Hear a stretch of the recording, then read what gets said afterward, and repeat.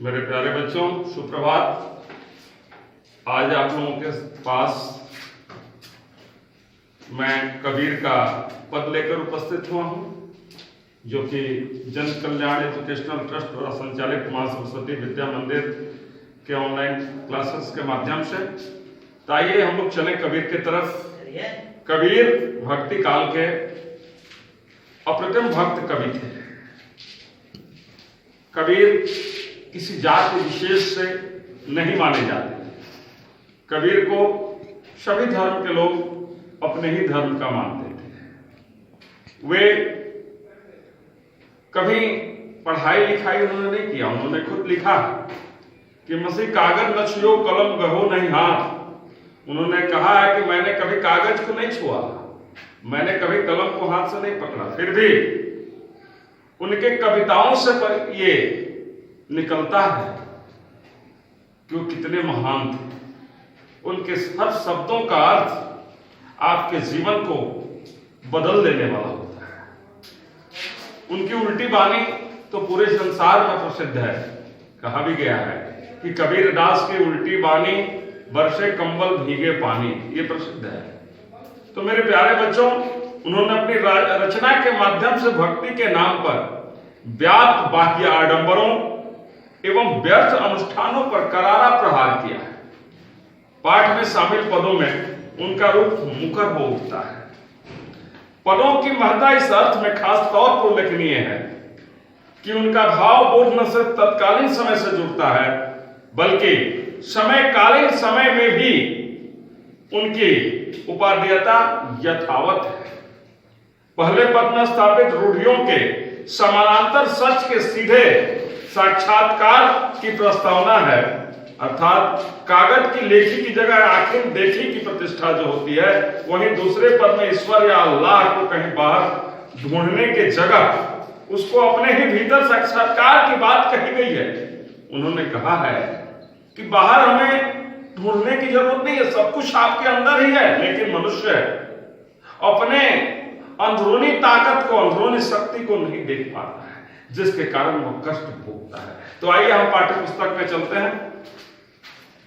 आज 8वां क्लास से कबीर का पाठ हम लोग लिए हैं। शीर्षक होगा कबीर के पद। मेरा तेरा मनवा कैसे एक होई रे। कबीर साहब बता रहे हैं कि मेरा और तेरा जो ये मन है एक कैसे होगा। ये समय की विडंबना कि अगर एकता नहीं रही, हमारा मन एक नहीं रहा, तो हम अपने जीवन काल में जो करना है उसे नहीं कर पाएंगे। मैं कहता हूं आखिर देखी, तू कहता कागज की लेखी। कबीर दास कहते थे कि जो आंखों से देखी हुई बात है, मनुष्य को वही बात माननी चाहिए। तू कहता कागज की लेखी, और लोग कहते नहीं ये कागज में लिखा है। हो सकता है कागज में गलत भी लिखा गया। इसलिए मनुष्य को अपने आंखों के सामने वाली हर चीज को ज्यादा महत्व देनी चाहिए। मैं कहता सुलझावन हारी, तू राखियों मुरझाई ले।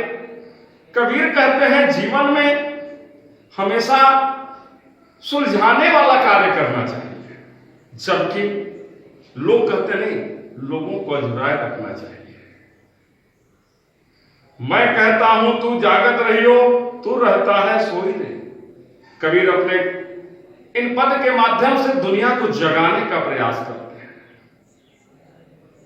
उन्होंने कहा है जो जागत है सो पावत है, जो सोवत है वो खोवत है। उठ जाग मुसाफिर रैन कहां अब तू जो सोवत है।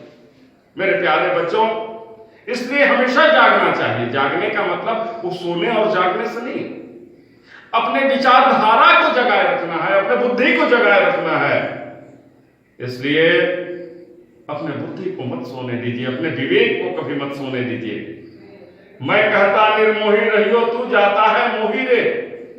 कबीर दास कहे हैं कि मोह के बंधन में पड़े रहने से अपना विकास नहीं हो सकता है। माया महाठगनी, ये माया जो है महाठगनी है, ये किसी को छोड़ी नहीं है। आप महाभारत काल में कृष्ण ही थे जिनके करीब माया नहीं आ पाई थी। इसलिए माया से जो दूर हो गया, जैसे कबीर माया से दूर हुए, तो आज संसार में जगविदित हो गए। जुगुन जुगुन समझावत हारा, कहीं न मानत कोई रे। जुग जुग से समझाते हुए लोग आ रहे हैं, लेकिन ये संसार मानने के लिए तैयार कहां है। मेरे प्यारे बच्चों, सतगुर धारा निर्मल बाहे, वामे काया धोई रे। ये पवित्र गंगा की नदी बह रही है, लेकिन उसके निर्मल जल से लोग लाभ नहीं ले पाते हैं। वामे काया धोई रे। ये शरीर धोने से कोई लाभ नहीं है, अपने मन के हृदय को धो डालिए। जिस दिन आपका मन साफ हो जाएगा, आपका हृदय साफ हो जाएगा, आपको मोक्ष से कोई रोक ही नहीं सकता। मेरे प्यारे बच्चों, कहत कबीर सुनो भाई साधो, तभी वैसा हो दे। अगर जिस दिन आप अपने मन को पवित्र कर लिए, आपकी काया निर्मल हो गई, आप जो चाहिएगा वही हो जाएगा। बाहरी आडंबर से अपने को बचाए रखें मेरे प्यारे बच्चों। और आखिरी पद, मोको कहां ढूंढे बंदे, मैं तो तेरे पास रहे। कबीर कह रहे हैं कि ईश्वर को कहीं ढूंढने जाने की जरूरत नहीं है, वो आपके पास है। ना मैं देवल, ना मैं मस्जिद, ना काबे कैलाश में। साहब कबीर कह रहे हैं कि ना मैं किसी देवल में हूं, ना किसी मस्जिद में हूं, ना काबे में हूं, ना कैलाश में हूं। अगर नहीं मैं किसी क्रिया कर्म यज्ञ और योग में हूं, ना वैराग में हूं। मेरे प्यारे बच्चों, कबीर दास तो ये कह रहे हैं कि खोजी होए तो तुरंत ही मिल लूं पल भर की तलाश में। अगर सच्चे हृदय से कोई मुझे ढूंढ ले तो क्षण भर में खोज में मैं मिल जाऊंगा। जिस तरह ध्रुव को मिले, जिस तरह प्रहलाद को मिले, उस तरह आपको भी मिल जाएंगे। आखिर में कबीर कह रहे हैं कि कहे कबीर सुनो भाई साधो, सब सांसों की सांस में। कबीर दास कह रहे हैं कि हर मनुष्य के सांस में मैं रहता हूं, मुझे खोजने की जरूरत नहीं है। जिस तरह हरिण के नाभि में कस्तूरी रहती है, लेकिन हरिण को मालूम नहीं है, मृग को मालूम नहीं है कि मेरे नाभि में कस्तूरी है, और उस कस्तूरी के खुशबू के पीछे वो भागता रहता है। इसलिए मेरे प्यारे बच्चों, आपको भागने की जरूरत नहीं है। आपको आपके अंदर छिपी हुई प्रतिभा को ढूंढ निकालना है और बैठकर इस विकट समस्या समय जो चल रहा है, ये महामारी, इससे बचते हुए अपने अथाह कोष को, अपने शैक्षणिक कोष को आप बढ़ाएं और निरंतर आगे बढ़ें, विकास करें। यही आपकी समय का मुख्य चिंतन है कि निरंतर आप पढ़ते रहें। आज इतना ही, फिर अगले दिन हम अगले चैप्टर को लेकर आपके सामने उपस्थित होंगे। तब तक के लिए आप लोगों को बहुत ढेर सारी शुभकामनाएं। आप लोग निरंतर पढ़ते रहें।